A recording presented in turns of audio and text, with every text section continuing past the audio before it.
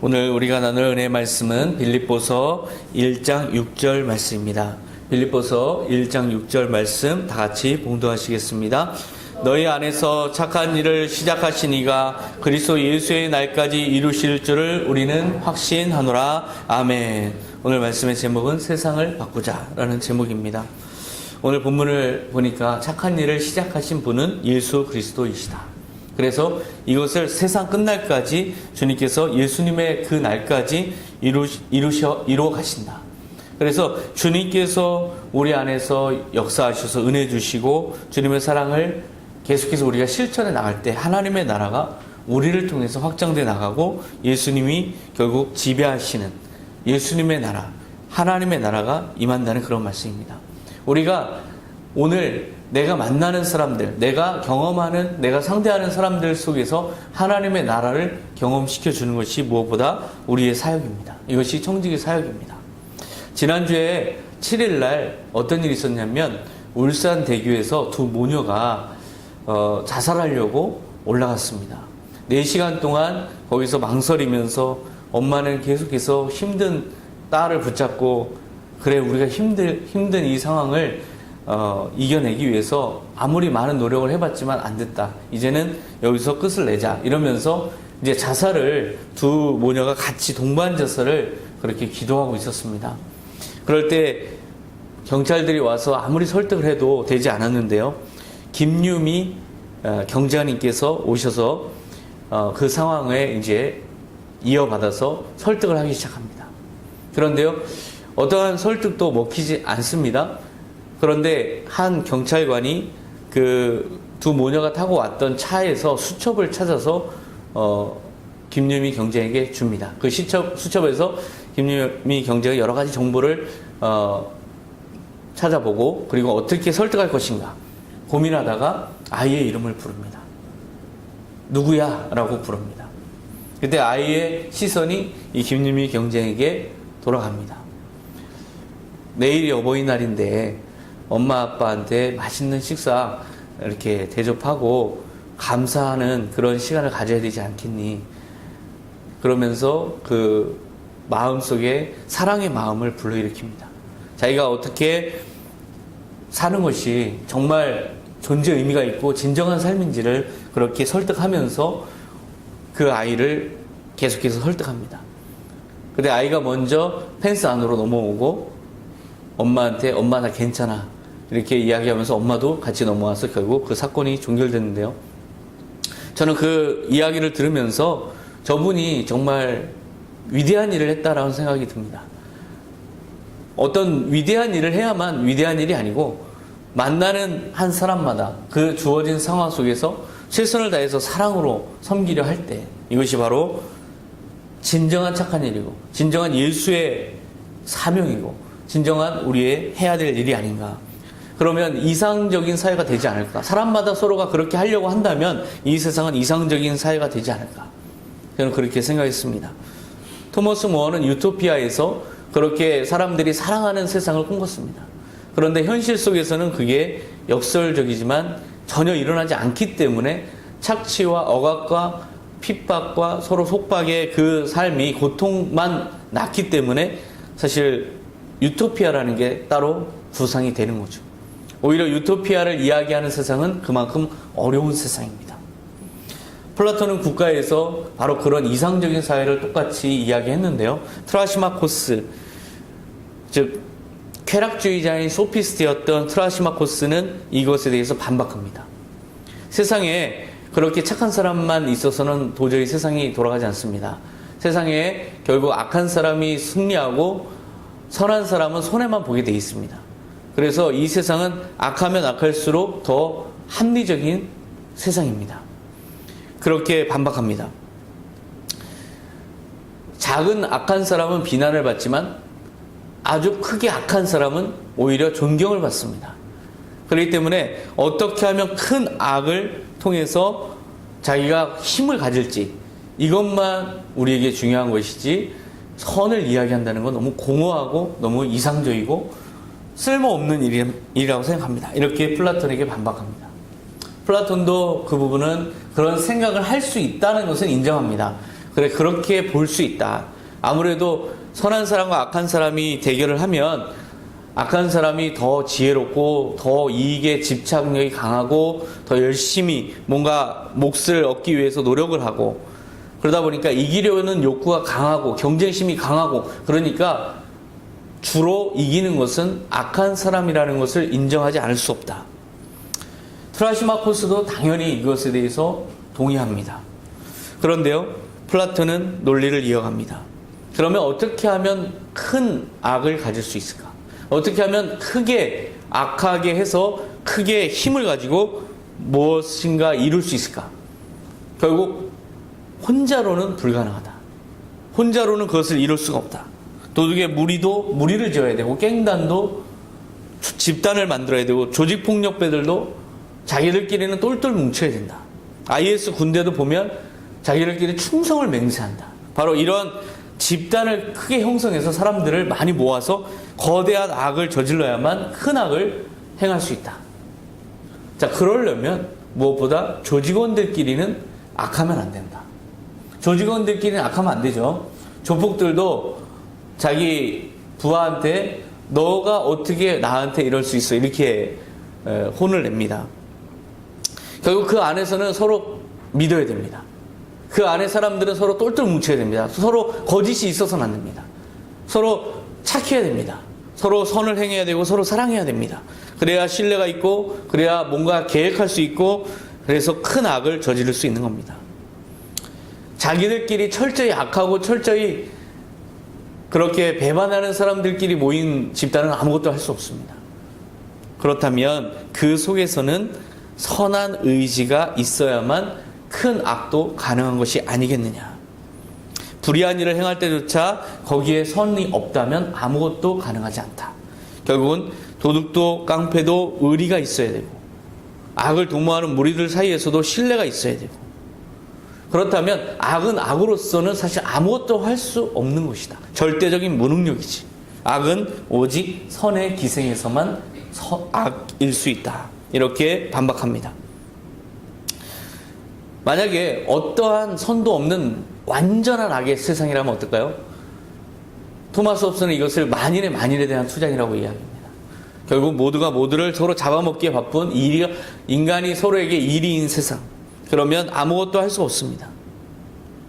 서로 비난하는 정치권을 보더라도 서로끼리는 똘똘 뭉칩니다. 그리고 서로 신뢰해야 된다라고 생각해서 해당 행위를 한 사람은 쫓아내고 출당시킵니다. 이런 것을 보면 어쨌든 선이 없이는 악도 존재하지 않는다는 걸 우리가 알 수 있습니다. 선한 사람들이 무능하고 쓸모없어 보여도 선한 사람들이 없이는 결국 악한 사람도 악일 수 없습니다. 결국 선한 사람들이 소멸되지 않고 오히려 거기에 건재하게 선을 지킬 때 악도 악일 수 있고, 악도 합리적 선택이 될 수 있고, 이렇다는 것을 보면 결국 우리는 선을 향해서 종결된다는 것을 알 수가 있습니다.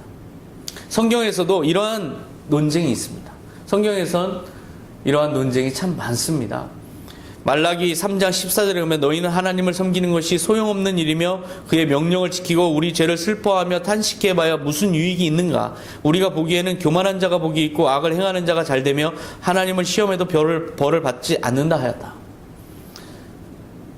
아무리 선을 행해도 이것이 제대로 인정받지 못할 때 사람들은 좌절하면서 이런 생각을 합니다.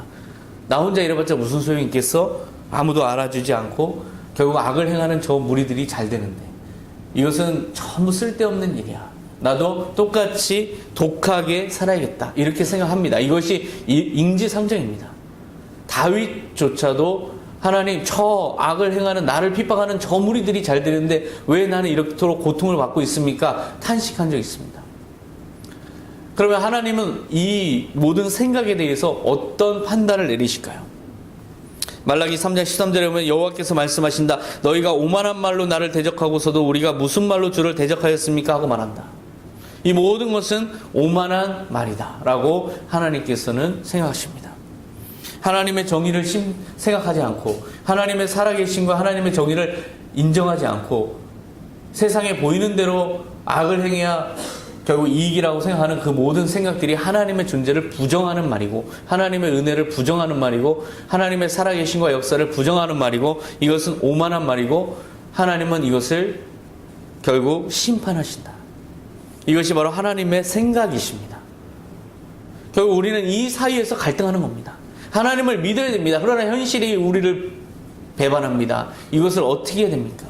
하나님을 따르자니 내가 너무 많은 고통 속에서 힘들어야 되고, 그렇다고 악하게 살려니 하나님이 두렵습니다. 이것이 우리의 딜레마 아닙니까? 그래서 그 울분에 못 이겨서 세상을 바꾸겠다고, 인간의 노력으로 힘으로 바꾸겠다고 나왔던 사람들이 많았습니다. 그것이 바로 인류의 역사죠. 제국주의가 그랬습니다. 거대한 제국을 왜 만들려고 했습니까? 이상적인 왕국을 실현해 보려는 욕망이 컸기 때문에 그렇습니다. 힘으로써 이상적인 세계를 만들어 보겠다. 그런데 그것은 대부분 실패하고 말았습니다. 저는 그래서 지금 미국이 자국 중심주의로 가는 것에 대해서 조금 불안합니다. 저렇게 갈 경우에 결국 모든 나라가 다 저렇게 바뀐다면 어떻게 될까요? 그건 전쟁뿐입니다. 결국 힘 대결 국면으로 가게 되고, 힘이 지배하는 세상이 되고, 결국 100년 전의 현실이 오늘의 현실이 될 수 있습니다. 100년 전의 현실은 전쟁터였습니다. 결국 오늘 이 시간에, 오늘 이 시기에 저렇게 행동한다는 것은 굉장히 위험한 겁니다. 그때 당시에도 자국 중심주의가 들끓었던 시대였습니다. 결국 그렇게 해서는 세상이 바뀌지 않습니다. 그런데요, 저 미국이 불과 10년 전만 해도 세계는 하나여야 된다 이렇게 얘기하지 않았습니까? 우리 모두가 자유롭게 교육해야 된다 이렇게 얘기하지 않았습니까? 마음껏 왔다 갔다 해야 되고, 마음껏 우리가 서로 교류해야 되고, 어떠한 장벽도 설치해서 안 된다 했던 미국 아닙니까? 결국 그 모든 것들이 다 허상입니다. 공산주의는 어떻습니까? 이상적인 나라를 만들겠다고 칼 막스는 주장했지만, 그것을 레닌과 또 스탈린은 철저하게 폭력적으로 실현하려고 했고, 거기서 실패하고 말았습니다. 결국 공산주의 국가는 거의 남아있지 않습니다. 많은 사람들이 혁명가로서 나서기 원합니다. 혁명을 통해서 이 지배 질서를 전복시키고 이상적인 사회를 만들어 보겠다. 그런데 혁명이 성공하고 나면 결국 자기가 권력을 독차지하려 하고, 그래서 함께 한 사람들을 내치고 축청하고, 그래서 신뢰가 깨지고, 그러니까 더 폭력적으로 억누르고, 그러다 보니 또 혁명이 일어나서 전복되고 계속 뒤집고 엎고, 이것이 바로 인류의 역사입니다. 인류의 모든 혁명은 실패했다고 저희 교수님, 홍순원 교수님께서 말씀하셨습니다. 유일하게 성공한 혁명이 있다. 그것은 예수의 혁명이었다. 예수님의 혁명만이 성공했다. 예수님의 혁명이 왜 성공했을까요? 예수님의 혁명은 철저하게 다른 방향에서, 아주 새로운 방향에서 혁명이 일어났기 때문에 그렇습니다. 그 혁명의 본질이 바로 빌립보서 2장 6절에 담겨 있습니다. 그는 금방 하나님의 본체시나 하나님과 동등됨을 취할 것으로 여기지 아니하시고, 오히려 자기를 비워 종의 형체를 가지사 사람들과 같이 되셨고, 사람의 모양으로 나타나서 자기를 낮추시고 죽기까지 복종하셨으니 곧 십자가에 죽으심이라. 이것이 바로 혁명이라는 겁니다. 영화를 보면 조폭 우두머리가 우리가 행한 일에 대한 모든 책임을 내가 다 짊어질게 라고 하는 사람 본 적이 없습니다. 영화 한번 생각해 보세요.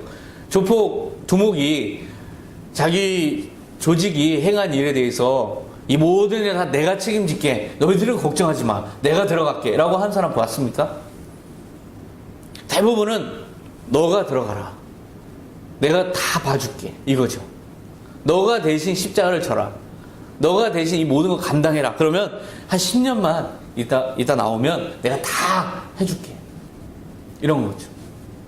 어떤 대통령이 나의 모든 참모들 얘기하지 마세요, 내가 다 잘못했습니다 라고 하는 대통령 봤습니까?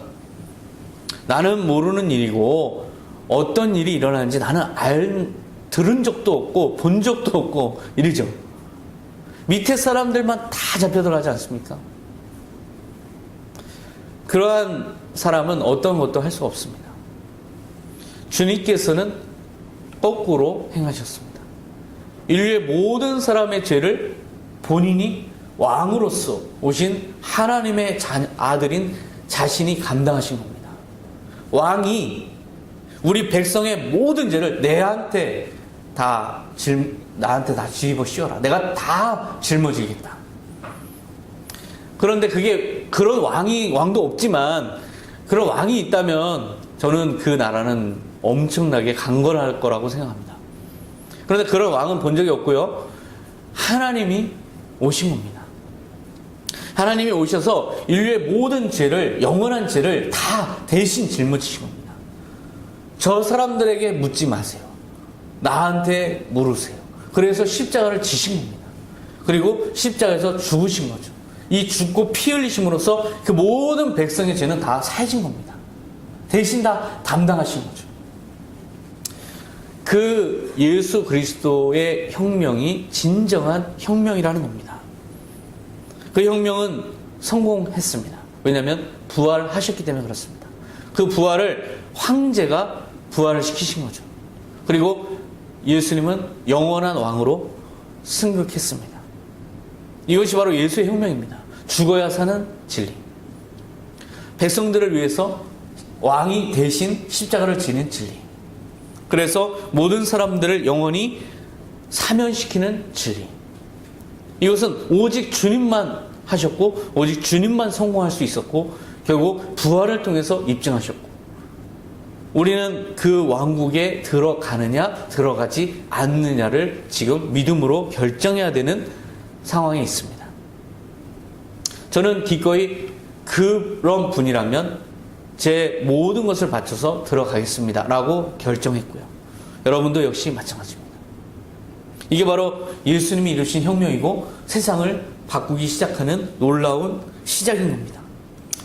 하나님의 본체이신 예수님이 피조물의 형체로 오셔서 완전히 우리를 의롭게 하시기 위해서 자신이 친히 모든 죄를 지겠다라는 이 지식, 이것이 우리를 구원한 겁니다. 이사야서 53장 11절에 그가 자기 영혼에 수고한 것을 보고 만족하게 여길 것이라. 나의 의로운 적이 자기 지식으로 많은 사람을 의롭게 하며 또 그들의 죄악을 친히 담당하리로다. 이것이 주님의 놀라운 혁명입니다. 그리고 이것은 성공했습니다. 부활하셨기 때문에 성공했습니다. 그리고 완전한 선의 나라를 이룰 수 있는 혁명입니다. 완전한 이상사회를 인간이 말하는 인간의 욕심으로 말하는 이상사회가 아니고 자기를 완전히 비운 예수님이 말하는 이상사회를 완전하게 이루시게 된 거죠. 바로 그것이 부활로 입증이 됐고 하나님께서도 영원히 승인하셨고 이제는 모든 무릎이 다 예수 아래 꿇어야 된다. 모든 무릎 꿇어야 된다. 이렇게 예수님께서 왕으로 승격하신 그런 말씀들이 이어집니다.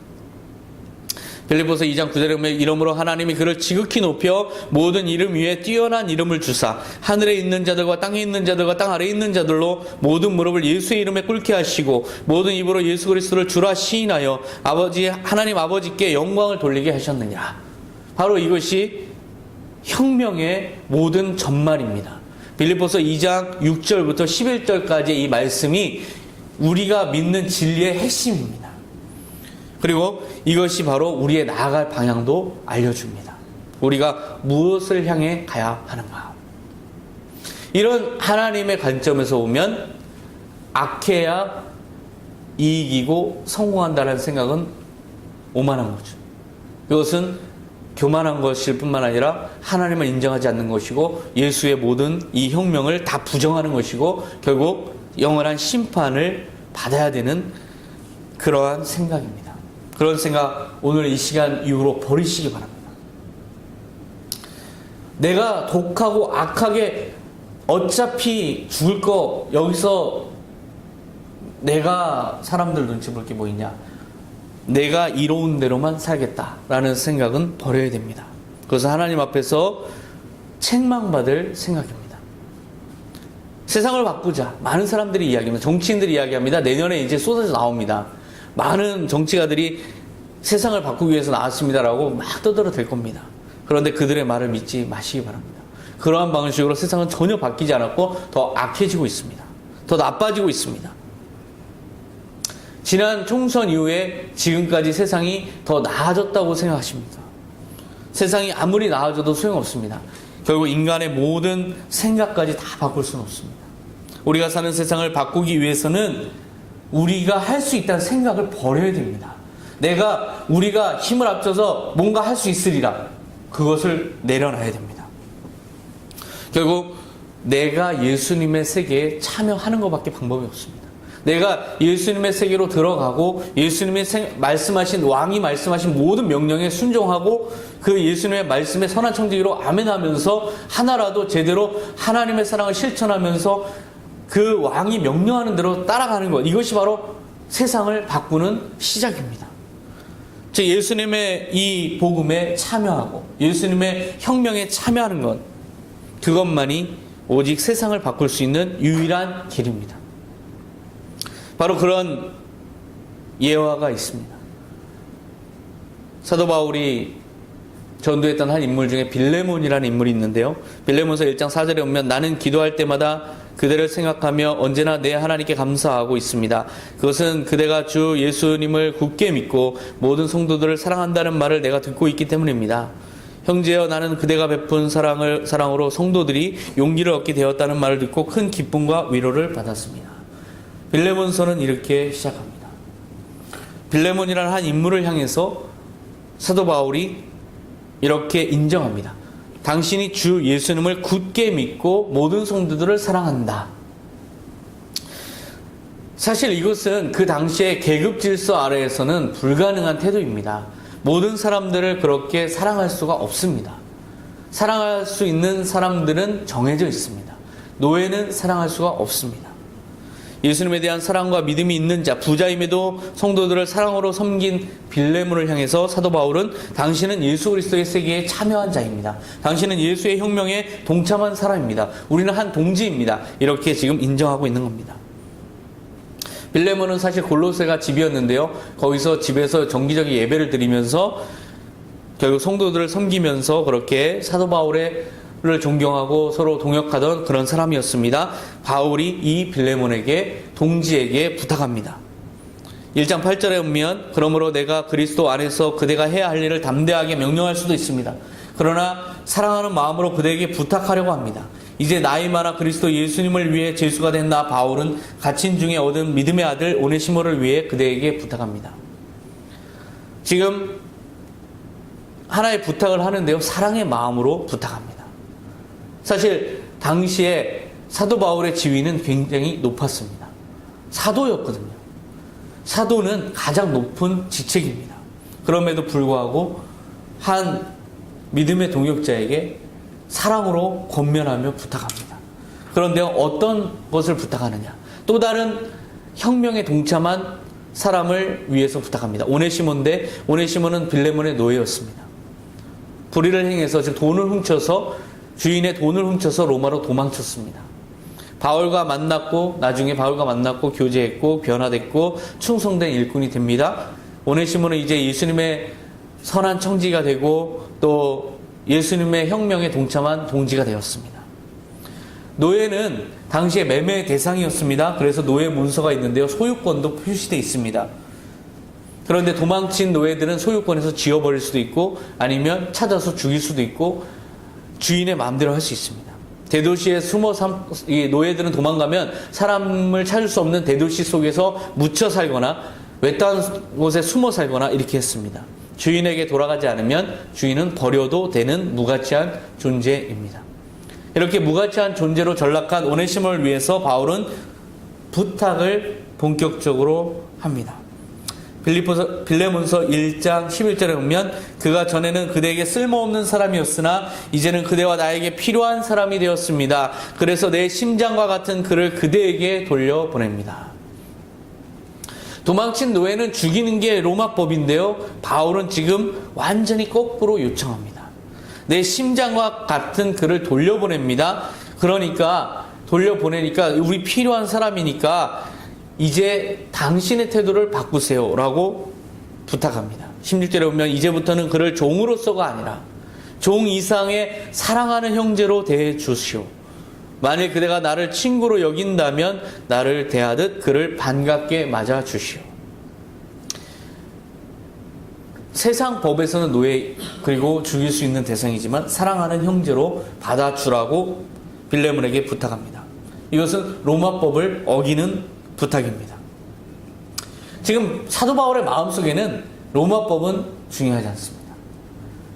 로마법 위에 존재하는 진정한 영원한 법, 하나님의 나라의 법이 더 중요하다고 생각하는 겁니다.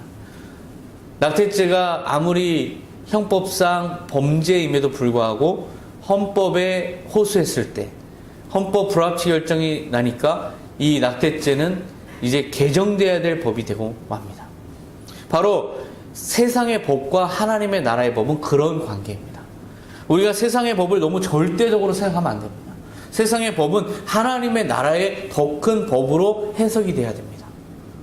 세상의 법이 나를 지금 직접적으로 관여하고 있다고 해서 하나님의 나라의 법에 저촉되는 행위를 일삼으면 안 됩니다. 형법이 아무리 규정하고 있더라도 헌법에서 다르게 판단할 수 있습니다. 그러면 우리가 알고 있는 그 형법이 바뀌어야 됩니다. 마찬가지입니다. 사도 바울의 마음속에는 그런 법체가 있습니다. 사도 바울은 아주 법에 뛰어난 식견을 가졌던 사람입니다. 이 사람이 모를 리가 없습니다. 모를 리 없는 사람이 세상법 위에 하나님의 법이다 라고 지금 빌레몬에게 강요하고 있고 또 권면하고 있는 겁니다. 이 세상 위에 하나님 나라. 여러분 항상 그런 생각으로 세상을 바라봐야 됩니다. 내가 생각하는 그 세상이 세상의 전부가 아니고 내가 생각하는 그 세상은 하나님의 나라의 법의 부정적인 현상이다. 이렇게 생각해야 됩니다. 바울은 빌레몬 역시 예수님의 법을 세상 법보다 더 상위법으로 생각하고 있는 사람이라고 생각하고 지금 부탁하고 있는 겁니다. 세상의 법정에 호소하지 말아야 됩니다. 지금 우리가 얼마나 많은 교회들이 세상 법정에 호소하고 있습니까? 예배 시간에 격투를 벌이고 교회를 놓고 파가 나뉘어서 서로 고소고발 그래서 세상법으로 싸우고 있습니다. 이거는 예수님이 정말 가슴 아파할 그런 행태인 겁니다. 그것은 분명히 잘못입니다. 회개해야 됩니다. 지금 사도 바울은 전혀 그런 관점이 아닙니다. 하나님의 나라의 법이 모든 것을 지배한다. 세상의 법은 임시적으로 우리 육체를 구속하지만 우리의 영원한 운명을 구속하는 것은 하나님의 나라의 법이고 그 법에서 보면 지금 예수 그리스도의 혁명에 동참한 오네시모는 비록 세상에선 노예지만 하나님의 법으로는 우리의 동역자요 형제요 중요한 건 하나님의 나라의 공동 상속자라는 겁니다. 그렇기 때문에 지금 바울은 당당하게 빌레몬에게 그렇게 요구할 수 있는 겁니다. 16절에 보면 나에게 이처럼 소중한 그는 종으로서 주님을 믿는 형제로서 그대에게 더욱더 소중할 것입니다. 노예도 이제는 완전히 형제로 바라보고 중요한 사람으로 인식하는 이 바울의 관점을 보십시오. 우리가 어떤 것을 가지고 세상적으로 판단해서 어떤 것을 정죄할 수 있겠습니까? 하나님의 나라의 법에서는 모두가 다 형제입니다. 우리 모두가 다 형제입니다. 그리고 우리 모두가 다 하나님 앞에 같이 서야 될 사람들입니다. 어떠한 모양으로 살든지 간에 하나님의 앞에 같이 일렬로 서서 심판을 받아야 될 사람들입니다. 우리는 다 동등한 자녀들입니다.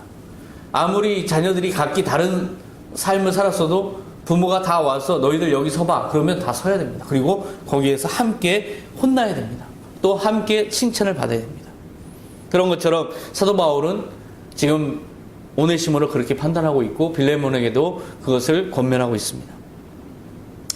14절에 보면 그러나 나는 그대의 승낙 없이는 아무것도 하고 싶지 않습니다. 이것은 그대의 선한 일이 억지가 아니라 자발적인 것이 되도록 하기 위한 것입니다. 이 사도 바울이 얼마만큼 예수 그리스도의 현실을 진정한 지금의 현실로 받아들이고 있는지 한번 그 섬세한 그 강력한 믿음을 한번 보세요. 모든 순간순간들을 모든 것들을 하나님 안에서 일어나는 것들, 예수 앞에서 행하는 것들로 생각하는 사도 바울의 이 모습을 보십시오. 예수님의 법이 사도 바울에게는 현실법입니다. 자발적인 것이 되도록 하는 것, 이것이 바로 이상사회 아닙니까? 이상사회라는 것은 자발적으로 사랑하는 것, 자발적으로 섬기는 것, 자발적으로 모든 협력을 하는 것. 이것이 바로 이상사회입니다. 이상사회 정의가 그렇습니다. 이상사회 정의 자체가 자발적 상호협력의 사회입니다. 자발적 상호협력이 일어나려면 신뢰의 사회이고 또 무엇보다 서로가 양해하고 서로 감싸줄 수 있는 사랑이 가장 기본적입니다. 그래서 맹자는 이것을 대동사상, 모든 사람들이 다 같이 사랑으로 하나 되는 이상사회, 그것을 이야기합니다. 빌립보서 1장 20절에 보면 오 형제여 나로 주 안에서 너로 말미암아 기쁨을 얻게 하고 내 마음이 그리스도 안에서 평안하게 하라. 나는 내가 순종할 것을 확신함으로 내게 썼노니 내가 내게 말한 것보다 더 행할 줄을 믿노라. 결국 빌레몬은 오네시모를 해방시킵니다.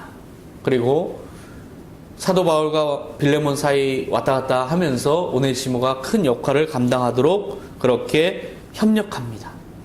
이것이 바로 세상이 바뀐 게 아닐까요? 세상은 이런 식으로 바뀌어야 됩니다. 힘으로써, 권력으로써, 인위적인 우리의 계획으로서 바뀌지 않습니다. 어떠한 응징으로서, 어떤 강제적인 것으로서 바뀌지 않습니다.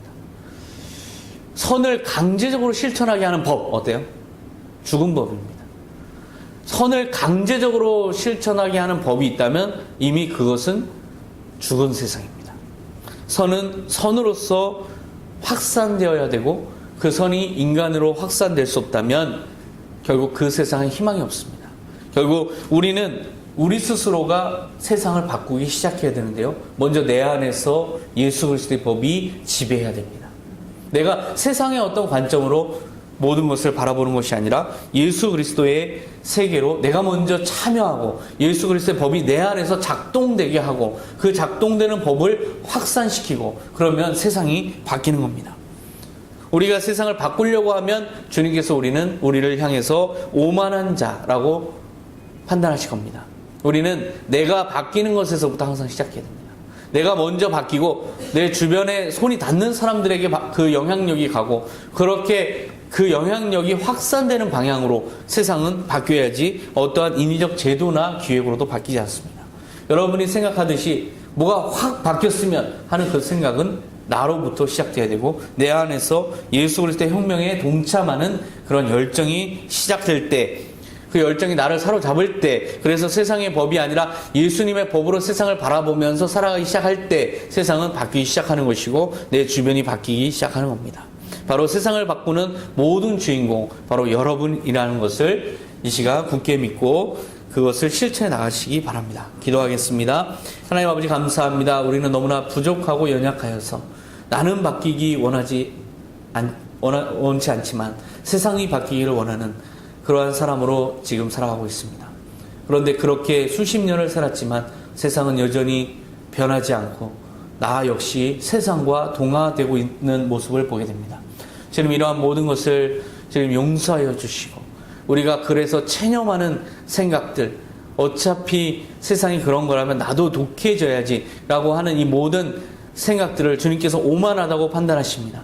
이제는 내 스스로가 먼저 주님 앞에 바로 서게 하여 주시고 내가 먼저 주님의 세상으로 들어가게 하여 주시고 주님의 세상의 법이 주님의 말씀의 법이 지배하는 곳에서 살아갈 때 결국 주변 사람들도 그렇게 변화되어 나가고 결국 이것을 통해서 세상이 변화되는 그 모든 놀라운 기적들이 일어납니다.